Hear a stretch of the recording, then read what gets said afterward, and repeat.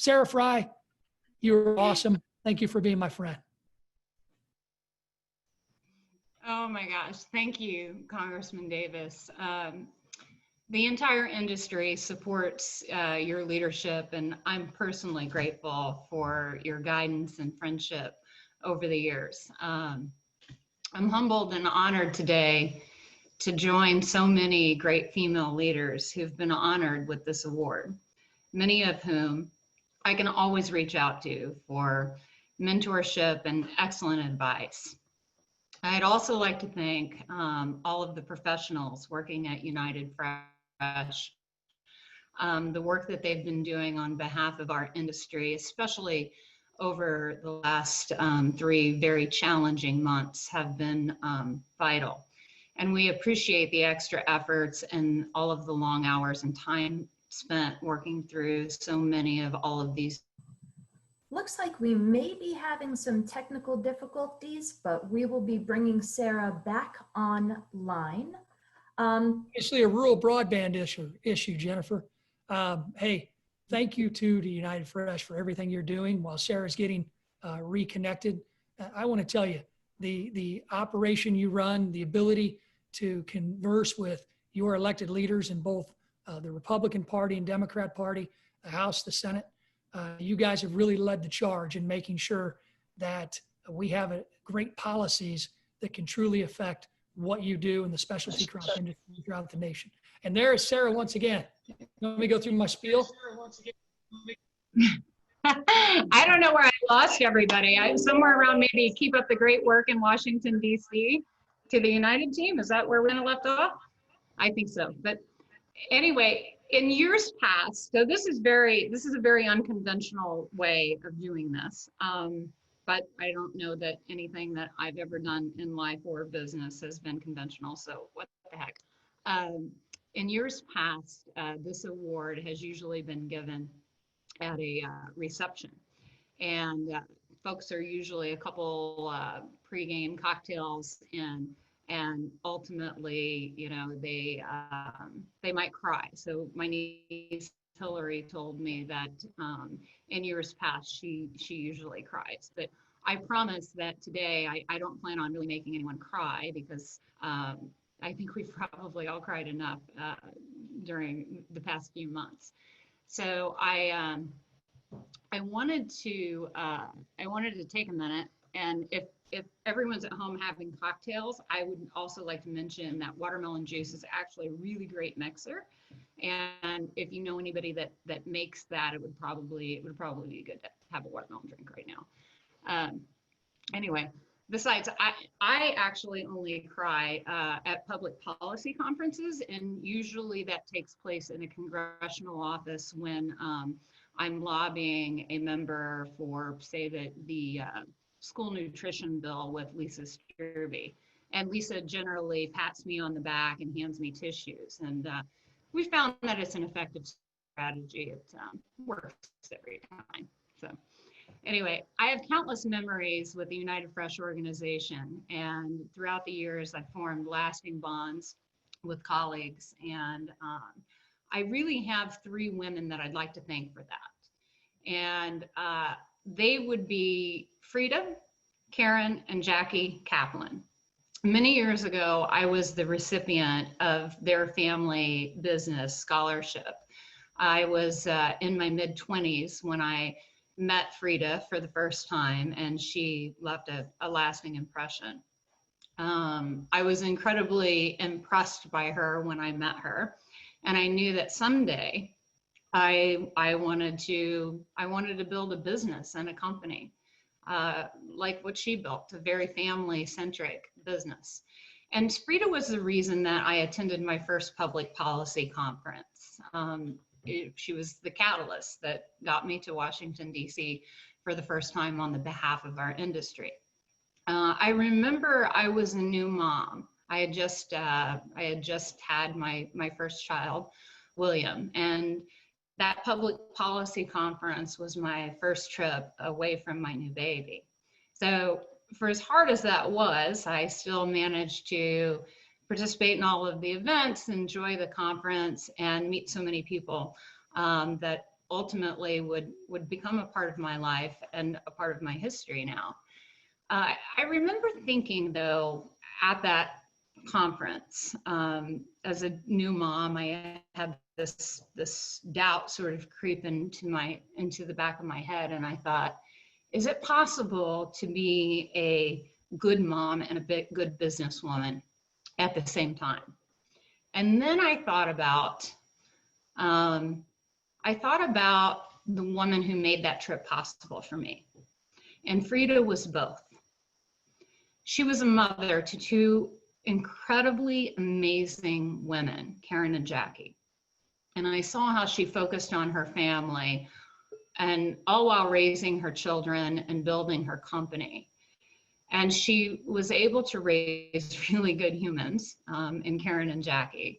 And they were strong leaders and ran a company. And she taught me that the two things were not mutually exclusive.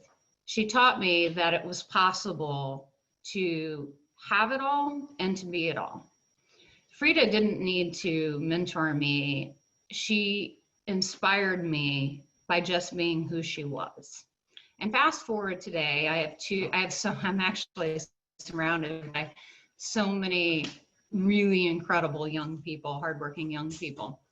And I have two sons now, William and Luke, who Rodney earlier so really well described, that I'm incredibly proud of. And they're probably photobombing me right now. This was the new baby, I think the big one. And anyway, he's obviously not a baby anymore.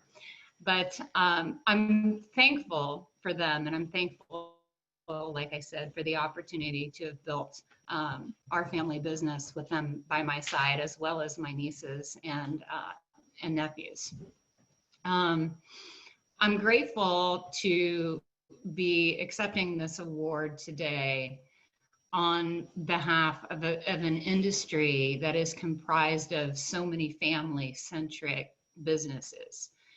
I wouldn't, and I also don't want to fail to mention that I wouldn't be the produce woman of the year without all of the great men in my life.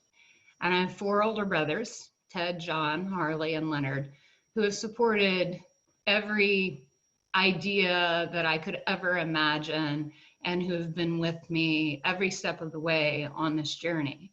And also all of the other men and women in this industry who have, supported our business, maybe bought our products when they were new to the market and kept them on the shelves long enough to give them a chance to catch on. Wes at Publix, I'm talking about you.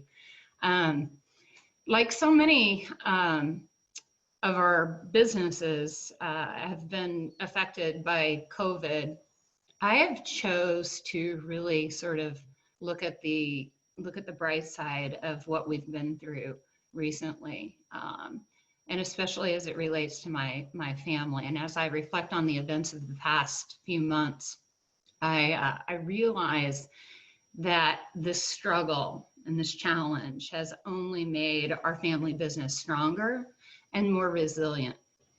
When school ended for my children and their cousins, they had to do e-learning like every other kid in America. And needless to say, they got bored very quickly. And my children got to witness a new way of life. Their life to that point had been very different from the way that I was raised. And the way I was raised, I was never really sheltered from crisis. And up until that point, they hadn't been sheltered either. And early in the crisis, they would see me wake up every day to a new set of challenges facing the business. And they would listen intently to my calls while they were in the background trying to do their e-learning and focus on their end of year exams. And it started, my mornings usually started with issues probably very similar to the issues that everyone in the industry faced. Like, are we going to get our labor? Are the H-2A workers going to be able to cross the border? are Americans going to choose fresh produce over canned goods? What will they, will they choose shelf stable items versus, fresh items? And, what is the plan if I get sick, or if one of my brothers gets sick? What's the plan for the company? And hell, what happens if we all get sick? Who's going to be in charge? And we also spent a lot of time thinking about the safety of our workers and how we would continue on. But every day, my kids, they would hear me take those calls, and then they would ask, "Mom, what can we do to help?" And we want to do something. And it was really sweet. And I know that they wanted to help, but they kept asking the same question over and over again. And as a parent, like when your kids keep asking you over and over again, "Mom, what about this? Mom, what about that?" And you're going through those really tough times, it can kind of wear on you. So one afternoon, they heard me finish a pretty stressful call. And my son William said, "I really want to be able to help. I want to be able to do something. I'm tired of trying to learn online. Can I just go to the office? Can I start working? Can I go to Florida? Can I start helping with the melon harvest? What can I do?" And I kind of lost it. I said, "You know what you can do? You can sell some melons. You want to sell some melons? You want to sell something? I'm going to give you a load of watermelons to sell. And if you can get people to come out here to the middle of nowhere and buy melons, actual consumers, I'm going to give you a semi-load of watermelons." So Easter weekend was coming up, and so the boys got with their cousins, my brother John's daughters, Anna and Audrey, who are very young and still work for our company, and they devised a plan that they were going to sell watermelons out here, 30 minutes from the nearest grocery store, and in the middle of nowhere. And so all they did was they advertised on Facebook that we were going to have watermelons for Easter that we grew on our Florida farm, and that we were shipping them up, and we wanted to share some produce. So after the Facebook announcement, I really felt like maybe they would sell 300 or 500 watermelons, but what happened was really incredible. It was really quite amazing. People actually drove hours to get out here, and cars lined the road for miles to buy watermelons on Easter weekend here in Southern Illinois. And people were so happy to come out and to support our farm and these kids. And it was really a humbling experience. And since then, the kids have all continued to have these sales, and then they started asking even better questions. What can we do to support others in our industry who might be facing the same challenging times, who may have lost their food service business? What is it that we can do to help them? So they actually started bringing produce in from our farm friends across the country and selling other things, whether it was berries or peaches and our sweet corn that we grew. And these kids were selling this stuff by the semi truckloads. And I remember when I started my company at such a young age. I was 16 years old, and I had a pickup truck, and I thought it was a good day when I'd sell like 300 melons out of the back of it. I was like ringing the bell. That these kids were selling semi-loads, and they didn't have to take it anywhere. People were coming to get the fresh produce. And anyway, since then, they've continued to have their sale every weekend, and I've been just really proud of them and proud of the way that they have marketed their sales. And it actually, for me, shined a light on, it was actually a shortfall within our own organization that was very glaring. And that was the fact that we, up until that point, hadn't really connected directly with consumers yet. And we hadn't sold our produce directly to consumers or told our story. And it took these young people to show me that. And I couldn't be more proud of them for the work that they've done. And in the, in the past years, we've really relied on retailers to communicate our messaging to customers. But as my sons and my nieces have taught me, this will change, and technology has allowed us to create a platform that we didn't have for a very long time, or maybe it was there, we just weren't using it. And now we know that farmers across the country can reach and educate people about agriculture very effectively and about the products that they grow. And we know that consumers are increasingly aware and of the need to support the American farmer, and they show up, and they show up if you ask them. And so in the end, I believe that we all have agrarian roots, and no matter where we live or how we grew up, whether we grew up on a farm or in the city, there is a natural desire to connect with our food. And we all have proud to share this stage, this Zoom screen, with all. Sounds like we might be losing Sarah again, and we will certainly try to get her back so that she can finish her concluding remarks. But there were a few things that really resonated with me about in terms of what she said. The first was she mentioned Frida, and I did a quick check, and I saw that both Jackie and Karen were on the line, and I'm sure that they were very touched by Sarah's remarks. She also talked about, oh, Sarah, are you back? I think so. Am I back? Excellent. Awesome. Okay. Well, I will not interrupt. I will let you finish. Okay. Well, I was given 20 to 30 minutes to share my experiences and accept this award.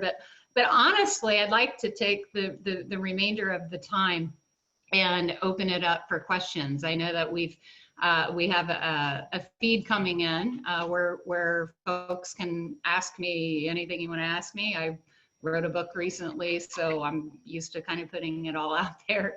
So anybody that has a question, feel free to ask it. And the unique and awesome part of this experience today for me is that I'm actually accepting this award from my family farm in the Hill where I grew up and where I have so many. See that we've got a couple of questions in the queue already. If you haven't already seen, if you haven't participated in one of our receptions or coffee talks, go ahead and use that Q&A function, not the chat function. And I think that Sarah's going to go through herself and look through those questions. And I think this virtual platform gives the us first is opportunity. from Danelle. Excellent. Danelle with DMA Solutions out of Dallas, Texas. Do I need to unmute? No, I'm good, right? Yeah, because we're together. Can you guys hear So her? many Zooms at Yeah? once. Okay. So hi, Danelle. Sarah, thank you, friend. You may not have cried, but I sure did with pride for you, your family, and our industry. Having watched your business expand, I'd love to know about your vision for Sama watermelon juice and Sarah's Homegrown. All right. Well, Sama's actually doing quite well right now, and we plan to continue to grow and expand that brand. I'm really proud of Sama. Sama was my first consumer packaged good brand, and the fact that we make that juice on the farm is really a big deal to me.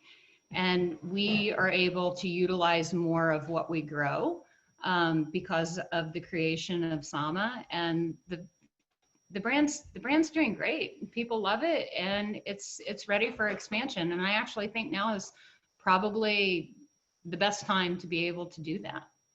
Thank you, Danelle. So the next question is from Michael Warren with Central American Produce out of Pompano Beach, Florida. Michael's question, Sarah, with the major accomplishments you have had in your career and family, what's next to bring you fulfillment? Oh, wow, hi, Michael. That's actually a really great question. What's next?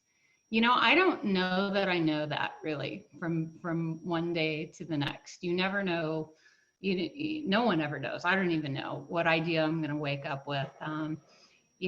Sarah's Homegrown, the brand. We've been branding a lot of our fresh produce under that new label now and telling that story. It coincides and ties in with the new book, The Growing Season, that's coming out. And what we hope to accomplish is to just educate consumers on where their produce comes from. And a big focus for me, and probably what I will do moving forward, is to just continue to highlight not just our farm, but other small to mid-sized farms across the country, and highlight what growers are doing and help to bring consumer awareness to the different products that are being grown across the country at different seasonal timeframes. We want to continue to incorporate really delicious homegrown ingredients in everything that we're making. And I see us also expanding our business more into the consumer packaged goods space, as well as focusing on our core business in fresh. So thank you, Michael. So the next question is from Lori Taylor. Hi, Lori. Lori's with the Produce Moms, as I think we all know. She does an amazing job of marketing herself and their business and supporting our industry. And Lori's out of Indianapolis. Lori's question, Sarah, please tell us about a time when you even surprised yourself with one of your accomplishments, because you're always surprising us. Oh, wow. I don't know when I've surprised myself. That's actually a really good question. I had a golf ball one time at the Church Brothers Ranch, and it was like 10 o'clock at night, and you had to hit this gong way off into the field, and it was actually the first time I had ever had a golf club in my hand, and I hit this ball and it hit the gong. I really surprised myself when I hit that. So. I don't know, Lori. Every now and then something seems to hit, but not everything that I do works out. And I think that it's important for people to realize that, especially entrepreneurs, that you're not going to win every single time. But it's just mostly the most important thing is that you're putting more wins on the board, and you keep trying. And if it doesn't work, you get up and you try something new. So Lisa Struby is the next question. Hi, Lisa. Lisa Struby, Celery and Vegetable out of Chicago. How will you inspire the next generation of Freys? How will I inspire them? Well, they've actually inspired me as of late. They've really inspired me more than I think that I could inspire them. They get up every day and they're like, they're kids. They're 13 to 16 years old, and they all go to work every day, and they're eager to do it, and they do it with the same passion and enthusiasm that I had at that age. So I don't necessarily think about so much how I'm going to inspire them. I'm grateful for the inspiration that they give me every day. And we have one from an anonymous attendee. So what is the tip you would give for new moms trying to maintain and also advance their career?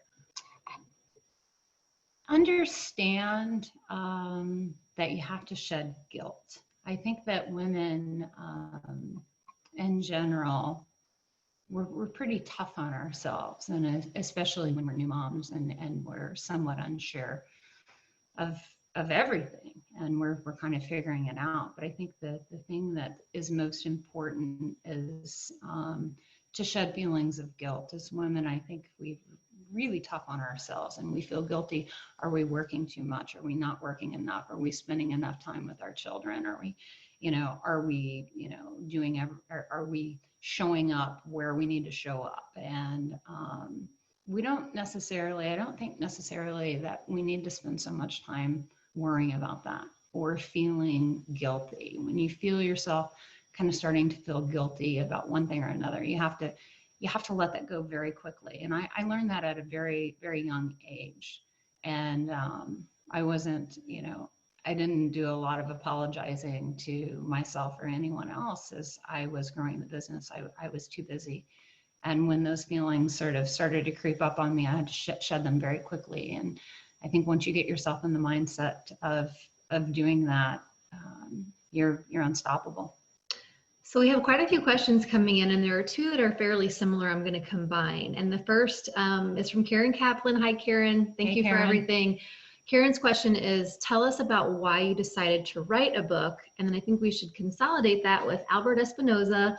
Albert's question is, great talk. Your soon to be released book would be great for high school age students to understand an entrepreneur's journey and challenge themselves to not quit. How did the book come about? Thanks, Karen. Thanks, Albert, for the questions. They're actually great. Albert, to answer your question, the Library Journal actually recently did a review of the growing season, and it will be offered in schools for exactly what you just mentioned. It'll be a learning tool for young entrepreneurs. And Karen, to your question, that's probably the best one. Like, why did I decide to write it? I don't know. And I have to be honest. There were so many moments through the process that I wanted to give Random House the advance money back and say, I was just kidding. I don't want to do this. It was the hardest thing that I've ever had to do. And frankly, the process almost killed me. But Winston Churchill once said, you know, a book is like a monster, and you're finally free of it once you cast it out into the world. And that's how I feel now. Okay, so we have another question from Wesley Reese at Publix out of Lakeland, Florida. Sarah, what are some unique challenges you've seen that present themselves to women in the workplace? Hey, Wes. Good question. We have a ton of unique challenges as women in the workplace. And I think primarily what I see is that most of our challenges center around children and balancing our professional lives with our personal lives and raising children. It was very different for me because I didn't have to really separate my personal aspirations and my business aspirations. They were able to be incorporated because I had started this business, and everything was really kind of in one bucket. You know, kids, employees, team members, family.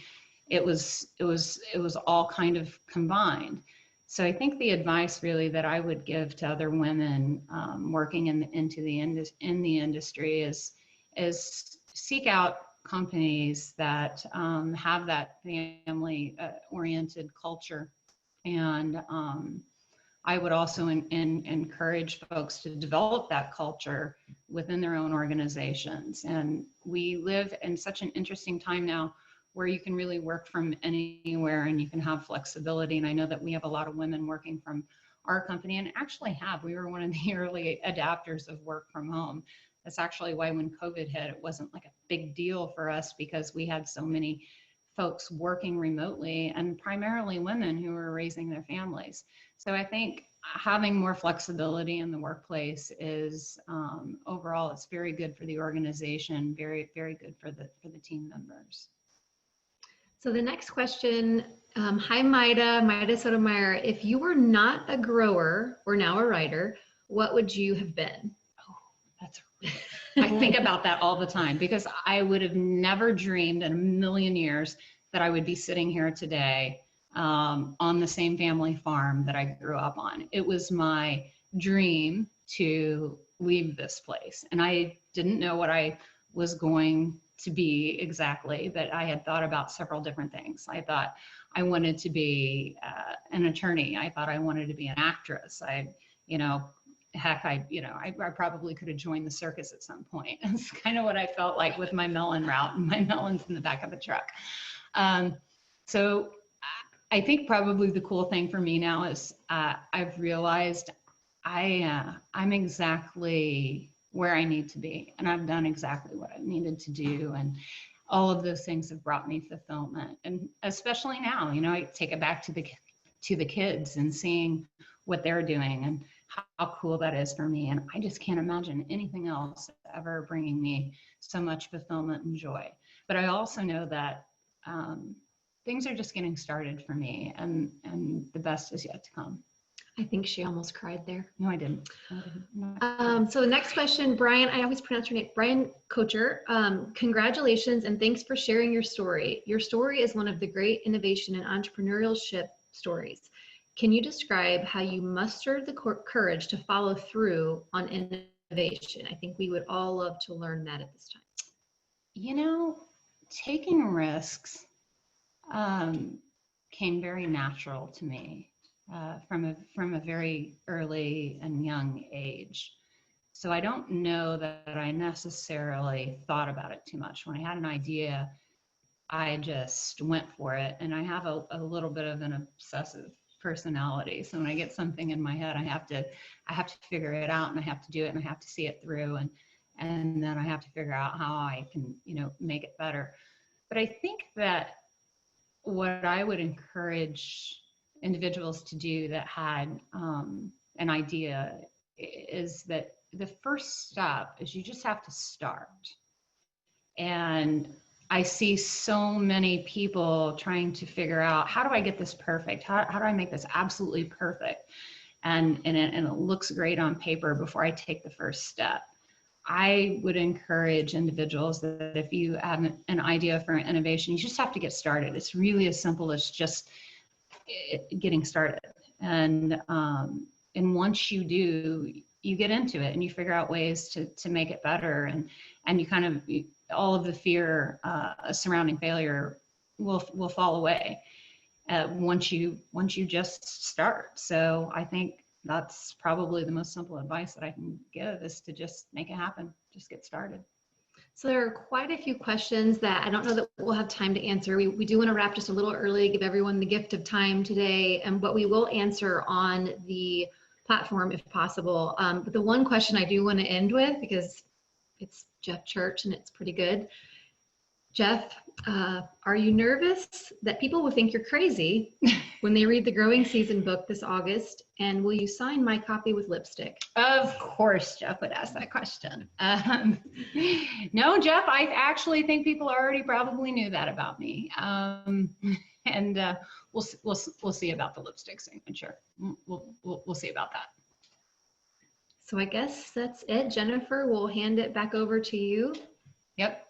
Thank you, everyone, for tuning in today. Thank you to all of my friends in the industry who, tuned in today, and all of the great questions. And I really appreciate everyone. And thank you once again to United Fresh, and all of the work that you're doing right now is so vital. It's so important to our industry, and we thank all of you. So at this time, we're going to turn it over to Jennifer. Thanks, everybody. Bye-bye.